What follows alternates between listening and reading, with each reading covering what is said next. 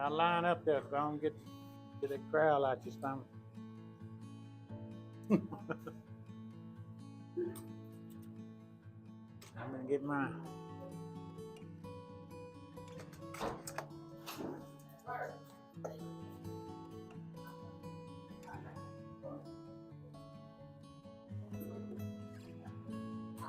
I think this plate too little. If we got too much stuff, this plate too little. There's something going on. Yeah, it ain't working. I get the Centaur stuff. Teeth ain't working too good. Favorite childhood memory? I had to skip that one because that one I won't tell that one my favorite. Can't tell that one in here. Yeah. You get me in trouble. My favorite memory is I remember this all the time. My sister. A lot of people, we don't have none of my brothers alive. I remember my first sister when she was born. And I think about it all the time. I got prayed. I guess it had a lot to do with how I feel about women. You know, my sister died when she was 3 months old. I had another sister die when she was like 3 days old. Both of them died. You know, I think about that now. That's why I got a special feeling for women. Because my sister died, God took them. So they, you know, and I think about them all the time because I know He took them at that age, so they gonna help them. You know, they ain't get time to do no sin and all that, so God just took them. So we have to use that for understanding of how God works. God got somebody He want to take and don't want them to be polluted by this world, by the ways of this world. He'll take them early. You know, a lot of people see a baby cry, see a baby when their baby dies, they go to crying, they should be praising God. But that child don't get a chance to do no sin. They get no do no lying and all that kind of stuff. So it's a good thing, but I know it hurts people hard. So a lot of things that's good for us hurt our heart. I've been through some of that too in the last few months. I've been running this thing back to, you know, I got shot. And the bullet hit my heart. And I've been living that situation ever since the baby. You know, people be talking to me about it, but I'm living it over and over and over. And I had to accept the fact that God saved me. And I got a witness, I can tell people. And too many people get shot in the heart and dead. That's a powerful blessing God showed me, so I got to even be stronger with the Lord than what I've been. So I've been kind of bagging up a little bit here and there. You know, sometimes we let things stray away in our mind and not doing things that don't have nothing to do nothing. We waste too much time. That's basically what I'm saying. Just spend all our time talking about God and telling people about God as much as we can. But I want people to know, if people don't want to hear nothing about God, they don't need to be talking about it because they want to be talking about it. You know what I'm saying? I ain't ashamed to tell nobody about God. Even if they ain't listening, but that's what I'm talking about. You want me to listen to you, you want to listen to me.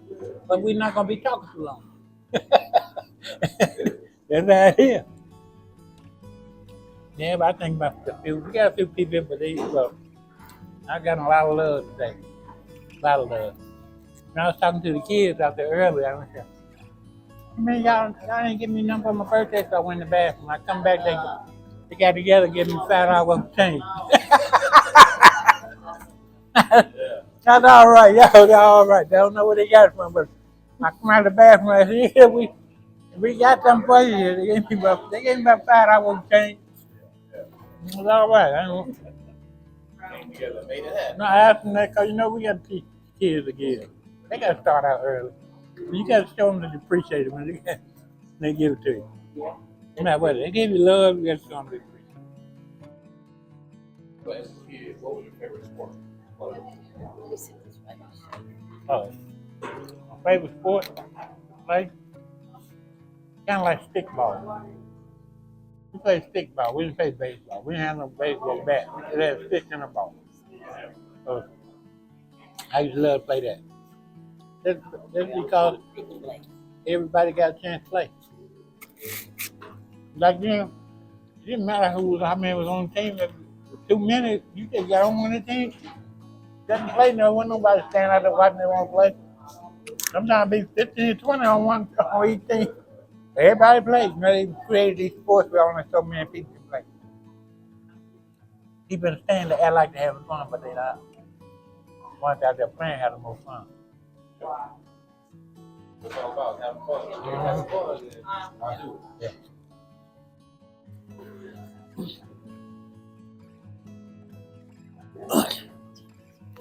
That's why as a kid, who was your favorite superhero? Favorite superhero? Never thought about that before. Yeah. I don't really know too much about no favorite from I would look at. First real superhero was Batman and Robin, but that was a long time later. So it was a long time before we had TV. We didn't see no stuff like that. We didn't have no TV. Yeah, I was thinking about 9 or 10, but we got TV. Before, like, now, you go back and remember being a child, that was 60, 70 years ago. 60 some years ago. So, it's a long time. You watch or hear about basketball back then? No, I didn't really get into basketball until I was like in the 6th or 7th grade. Yeah. I was kind of fortunate. I got a chance when I was in the 6th grade. I got a chance to work with the janitor. So he would let me stay after school and then take me home on the bus. So I got a chance to learn a lot about what goes on in school, what they food, that's how they got their food and all that kind of. I learned a lot of stuff. I've seen who had favor with a lot of people. During the course of my life, I had favor with some good people. They told me, no, I've never been one to want to sit down and talk. Didn't like talking to young people. So they couldn't tell me nothing. All my friends have been over 70. On every job I had, the person that I hung around the most was over 70. I've always enjoyed, matter of fact, my first oldest friend was old guy. He was a bootlegger. He made whiskey. I learned how to make corn whiskey when I was like 7. He'd make the whiskey, and then he got sick and he couldn't lift sugar and stuff to put in. I learned how to put all this stuff in there. He said, "Daisy boy, so I got drunk early." And then I didn't realize that, the stuff that you make the corn whiskey out, you had to get rid of it so the police don't catch you with it. So we fed it to the hogs and the chicken. All of us was drunk. The chicken, the duck. You ever seen a drunk chicken? It's funny. He ain't got but 2 legs. When I'm only working right here, he ain't gonna walk too far.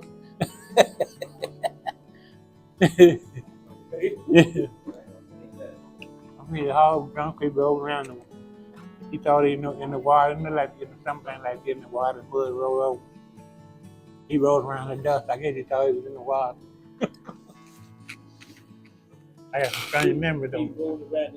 He was drunk. I was fed him that mash that left over from the corn with. What was your favorite? Chicken. As a note change. Chicken still.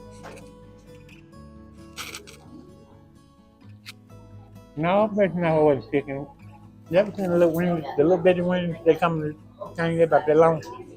That was my favorite. They were called mate wings. Well, you jump with joy, I see them coming up in the sack. I can see through the sack and see them. They were better these days. They didn't have all that byproducts. They made them out of certain type of meat. They didn't put the leftovers in them like they do now. Hot dogs and stuff like that is made of leftover meat ground up. All right, what was some of the his life? Now as an adult, like, it's not that bad. Chilling. Mm-hmm. I ain't no kidding because they smell bad.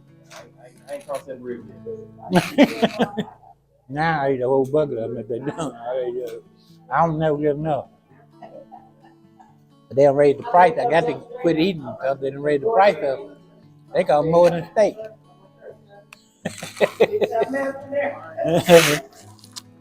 They're off order in the steak, man.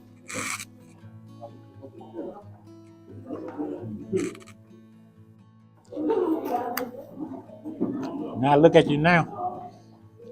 My first, uh, my first met you as a little boy, you didn't talk much. You were standing around and observed a lot of stuff. Now it's showing off in your adult life. You observe, you learn a lot by watching. I remember your dad, you'd be cutting your yard and little ride lawnmower, you standing on the porch watching, doing like this. He didn't have to tell you to get out of the way, you already knew. You know, most of us see somebody cutting you off, we get right in the way. Now you say you get over there, what he said do, you do.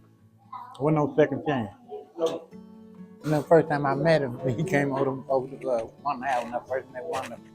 He came over there and they said, here come Mocha Wayne. And I looked around, all the kids were gone. I said, what happened to the kids? Uncle Wayne. They went here. Oh, what did he do? Yeah. Definitely a character. Oh yeah, but he get them kids, boy, he play real rough.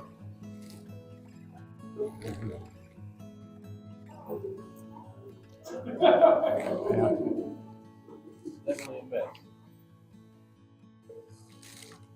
Yeah, I think about it my time. Not a lot of people sometimes they don't cross my mind, but I think about him. One thing I can run into I think about him, he's a person that believes in authority. You know, being deal with the authority that you have. And the people that under the authority obey the authority. He didn't care who child you were. If he told you something you didn't act right, that's the price paid. Mm-hmm. Kind of taught me some stuff. Okay, I come from a family where my parents let everything be meant. Kids, they did everything. Set the house on fire about 15 times, burn up the house, everything. So I was around them. You don't want your kids doing something, teach them with authority. Sometimes we got to be scared to do something. Sometimes we need to be scared of. Not doing the thing with the price that you have to pay. That's what life is all about. It's not what you do, it's the price you got to pay after you do it. You don't want to pay, don't do it.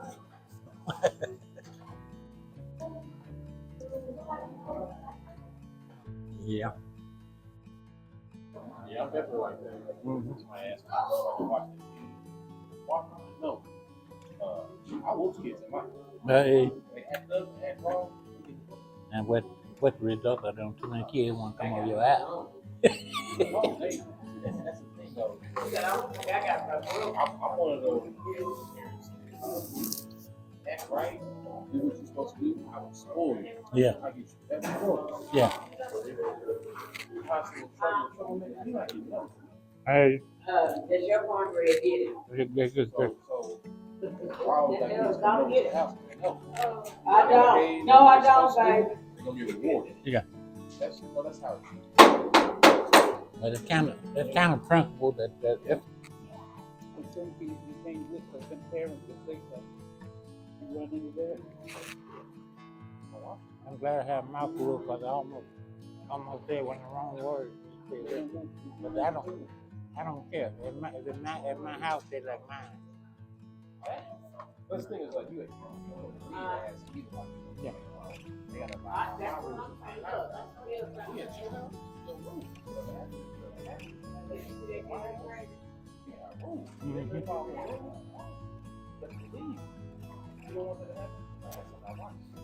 Mm-hmm. But I never had that kid remember it and then say, oh, I'm not going to there. Mm-hmm.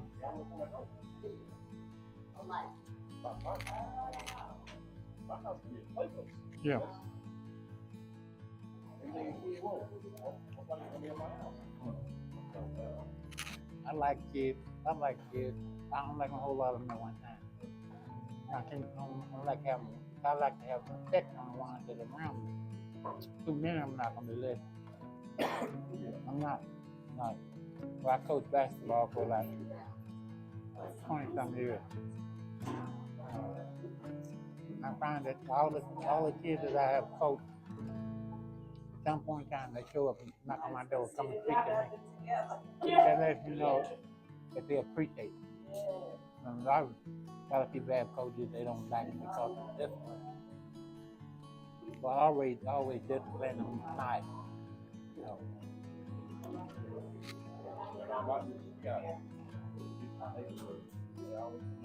Mm-hmm. They know. Friday, call me. There. Mm-hmm. Bad kids that be acting up. Come over Yeah. That's a good thing. That's a good thing because you in the neighborhood, they got somewhere to go where they can. It's not gonna be bullied. You're not gonna be taken advantage of. You're not gonna be scared of the kids that they're over there with. That's a good thing. So when they grow up, they're gonna be good people. They're gonna learn how to avoid the people that's doing the same thing that the ones who doing that bad. They look, doing the wrong stuff. out there. What my house, they all know. You know why somebody? All the people get together and they show up. Yeah. They all know that. They all know that. We're not gonna do that. When I get bullied, I'm give on my kids. They'll assemble all the others. Yeah. So at least they really made a family. Y'all got to go back. One thing about a kid that try to fight all the time, just don't teach him he don't want to fight all the time for him to get beat up. He ain't win all the time. You need to get beat up. You know, you're not the bully no more when you get beat up. How you the bully that got beat up? That was me. My dad. I already want to go there. Finally. And next time, they're right here. I be fighting for kids who was bullying others. Like, they're not bullying here for me. I bully the bully. Like, that was the thing I got about. I ain't never really been a fighter. I avoid them.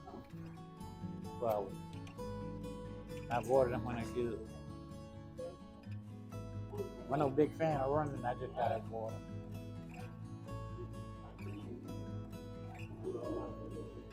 I wasn't really type of fight. I just like seeing kids get picked up. Mm-hmm. Kids like, I'm gonna show you what it's like. Think you're really somebody that show you what it's like.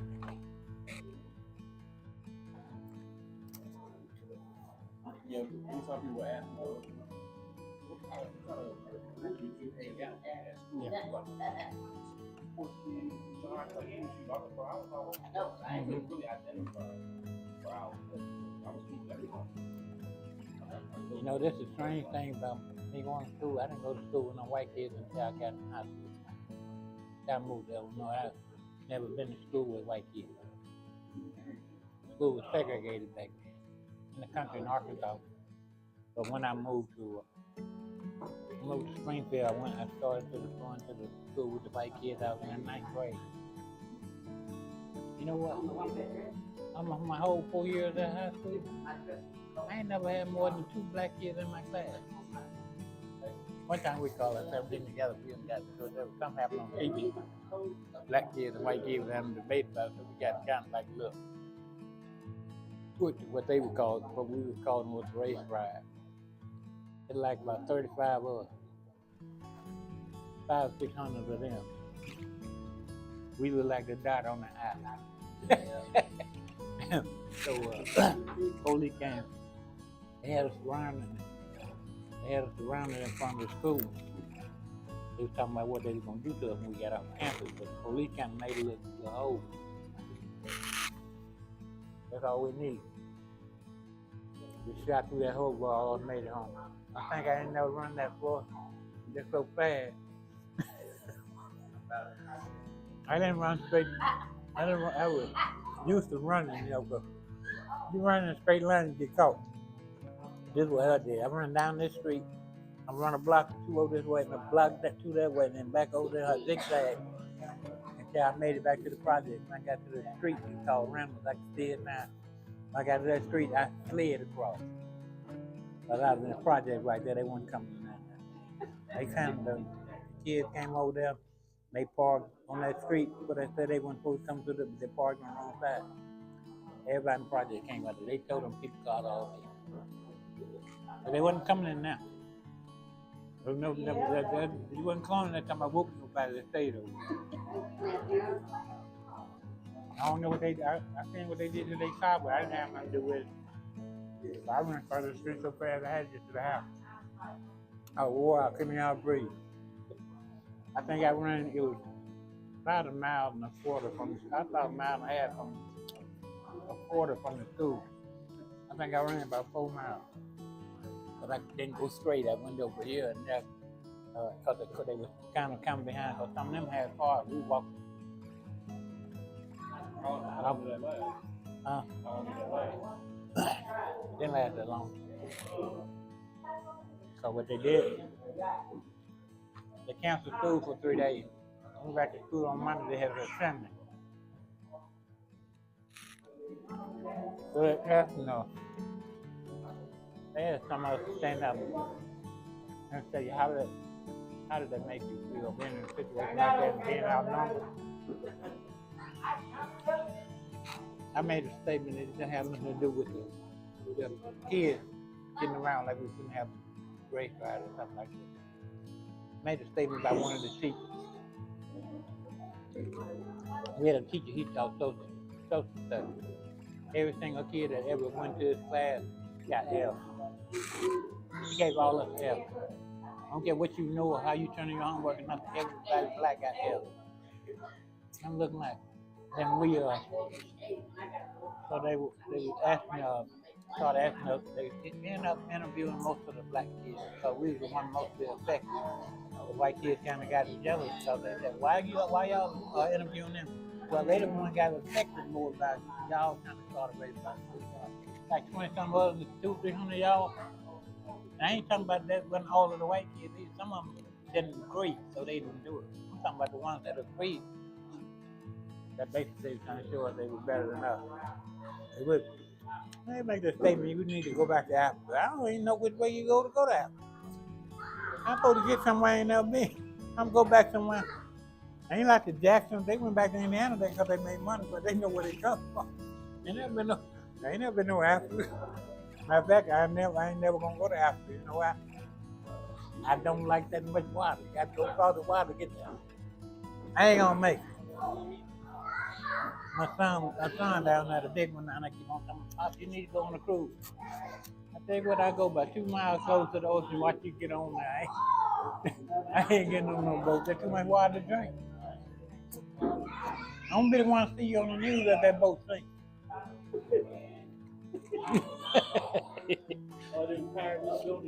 Yeah, they got people out there on cruise ships. They go over to the Caribbean and stuff. They raising shit. What can they do? Nothing. But once they get off that boardwalk, they don't know which one they went or who they is. No, I don't do that water. I can't swim, so I don't get in the water. You used to always tell me, you want to go to the swimming pool? No. I can't drink all that water.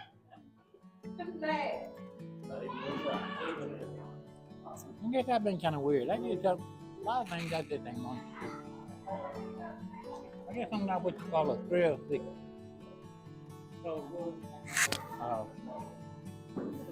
But people like to do things that give them a thrill. I ain't never seek stuff like that. I've been looking out for my life.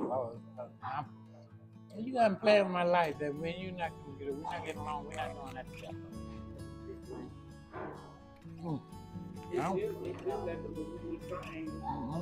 Yeah. They still ain't found that yet. There's one thing they taught I learned a long time ago about getting in like you know it's still have you ever seen a sinkhole happen in the ocean? Yeah. Big old hole. You see that tidal wave you see? The farther they go, the bigger it gets. Yeah. I done seen that. They can't have run that wave either. I remember I worked for Obama Pictures. They sent me in and other black dude, white guy. They sent us on a tour across the United States, going to we paid furniture for dealers. They sent us across there to go to the store to pick up a lot of stuff so it'd be cheaper for us to go fix it than to ship it back to the company. So I was doing fine till I got to South Carolina. And the guy that was with us here registered us to the hotel room at about a half a block from the ocean. I didn't figure how we pull up at the hotel. Yeah, the hotel looked nice, though, but we couldn't see around behind. So when we walked up, and they said, well, we asked, what it is to do? So y'all can walk right down there and go to the beach. I didn't see all that water. I get down on the beach. My mind be playing tricks. I get down there. I walk across the little hill, one of these towers this table. I get down on the beach. I turn around and look like this. And I look back across there and see that water. When I seen that little bit of hill, you know what I did? Turned around and went back. I turned around, went back to the hotel, got my stuff out there, put it in that truck, and left. I'm not going no sleep with that little thing supposed to stop all of that water. I got in that truck, I told dude named Love was working with me out there. I'll come back and get you in the morning. But I'm gonna put some miles between me and all that water. So he went and got his stuff out there. I'm not gonna go to sleep, and the man put us on the bottom floor. He up on the third floor. Get out. Man, Love, we got a room, share a room together. We on the bottom floor. He way up. The white guy. No. Yeah, I ain't got to ask no. I ain't asking no question. I don't care about what.